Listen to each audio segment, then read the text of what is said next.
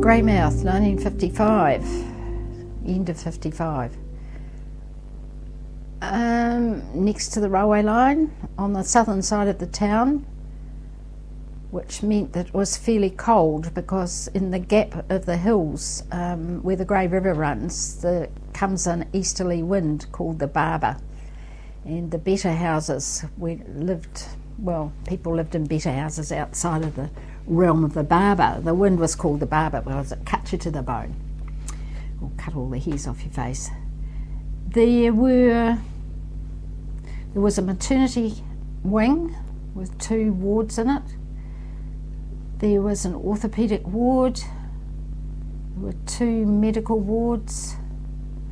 There was a tuberculosis annex. There was a very busy surgical theatre. There was a surgeon superintendent and his offsider, and medical students were sent there in their 4th year for experience during their Christmas break.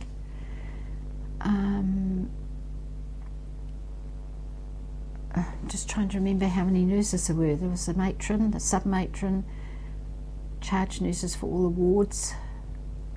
There'd be well over 100 nurses, I should think. It was a busy, thriving hospital, and its little outpost was the hospital at Hokitika, which used to be the main hospital, but as the gold miners and other things happened to deteriorate in Hokitika and the sailing ships didn't come up the river anymore, Greymouth became the hub.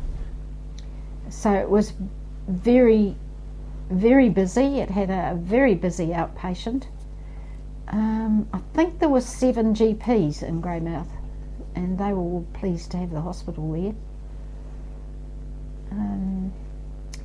Lots of comings and goings of miners, coal miners, the occasional gold miner.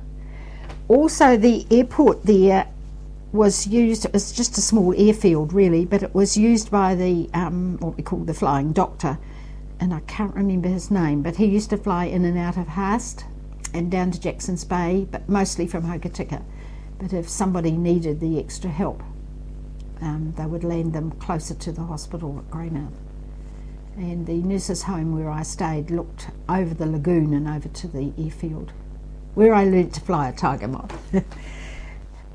There were lots of trappers, lots of timber workers, fishermen. We often had fishermen with their problems coming in.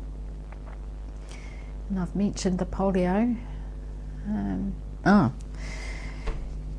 There were 2 physios. My boss, Brian, who had come through physio school, supported by the government because he was a returned serviceman. He was recently married. And there was myself, the staff physiotherapist. What I'd heard was that there used to be a hydrotherapy pool there, but for some reason or other it was a floor was put over it, and the physiotherapy department was built over the top of the swimming pool. And that was true. I don't know why that happened. Would have been useful. So, as I'd said earlier, I worked a full 40-hour week at the physio department in Greymouth Hospital, and then went 2 nights a week for 2 hours each time to Hokitika to run a service there. Physiotherapy was everything from antenatal through to children, all the usual things that happen to people that need and who need physiotherapy. We did everything. We didn't ever send anybody over to Christchurch. The reason that we actually were involved with partial lung resections and pneumonectomies and things like that was Steve Barclay, the surgeon superintendent, was supposed to make sure that anyone who needed that type of surgery was transported by rail through to Christchurch, unless it was an emergency. There were an awful lot of emergencies.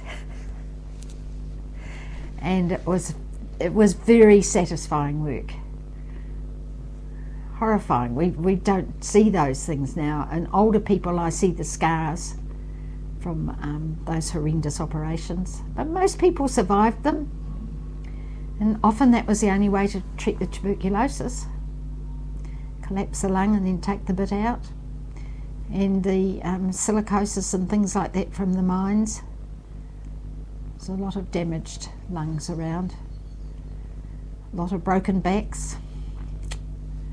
Lots of limb injuries. Oh, and the usual football ones, of course. The usual sports injuries.